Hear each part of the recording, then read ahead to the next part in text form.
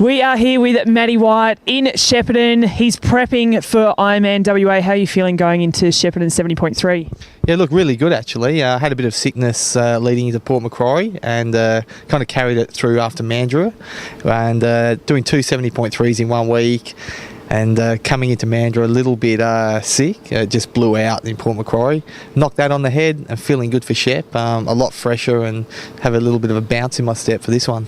Fantastic. Now, last year, a little bit of controversy. You guys weren't too sure of the bike course. Talk me through what happened last year and how you're going to be approaching it this year. I'm trying to think of someone to blame here, but might just have to be myself on this one. Yeah. No, look, it was a little bit confusing. There wasn't a pro briefing last year. I know they're putting one on this year, which is good. And it was just a little bit deceiving. In the heat of the moment, you've got two roundabouts, probably 20 to 30 metres apart.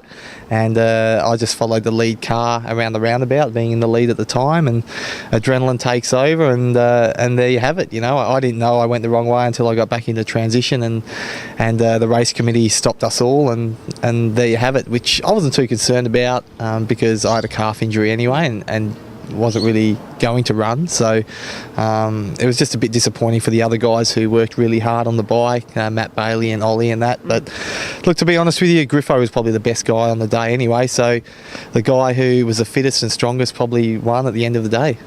Yeah, he had a smashing race last year. Yeah, anyway, 1:15 on that course is kind of, that's world class really. So I expect the top guys to go 1:15s again tomorrow, and it'll probably come down to the run again. So who are you keeping an eye out for on Sunday?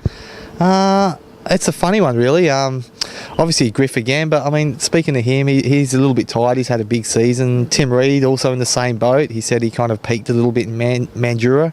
And Terenzo, of course, coming across from New Zealand. I don't know if he's jet lagged or whatever, and he's got a few 70.3s under the belt. But look, it's just, you come to this Australian season this time of year and it's up for grabs really, just because everyone's been racing in America and are tired, and then you've got guys like me who haven't done as much as I have the previous years and maybe a little bit fresher. So yeah, it's a tough one, but I'll be watching Reedy, Griffo, Terenzo for sure. Now, let's go back to the course. In the last few 70.3s... You're asking me about the course? Yeah. Silly.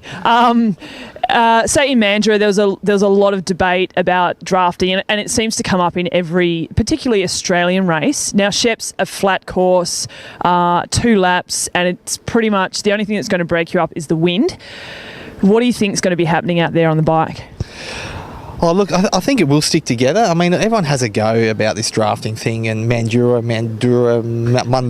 whatever it's called. I forget what it's called. But look, what happened there, just quickly, was there's a lot of short course guys coming across, and obviously they're a little bit inexperienced with the 12-metre rule, and that just takes a lot to get on board, really, to adapt to. And maybe they were a little bit closer than probably should have at the start of the bike ride, but it quickly spread out, and the boys get sorted out from the men, kind of after 40 kilometres in this stuff now. And I expect that's the same thing that's going to happen Sunday. Yeah. The first lap you'll probably see guys close together. Obviously, legal distance and everything like that. But, at this level, everyone rides so good, and you really have to kind of make your move at the latter half of the race, and that kind of comes down to strength. And, hopefully it is a little bit windy out there and will favour the stronger cyclists, but that's what I think will happen. It'll probably bunch up a little bit at the start, and obviously Joey Lampy will probably be ahead out of the water, but yeah, I mean, Griff's a strong rider, and Terenzo and Reedy and that, we're all pretty similar on the bike. So, like I said, it will probably come down to the run. Yep. All right, well, Matty White, 2010 winner here. Can you do it again? Definitely. I feel as though I can, and when I won in 2010, I had a really good race in Busso, so hopefully I can replicate that and win here, and then step up one more at Busso in a few weeks. But yeah, hope so. Fantastic. Good luck. No worries. Thanks, Steph. Thanks.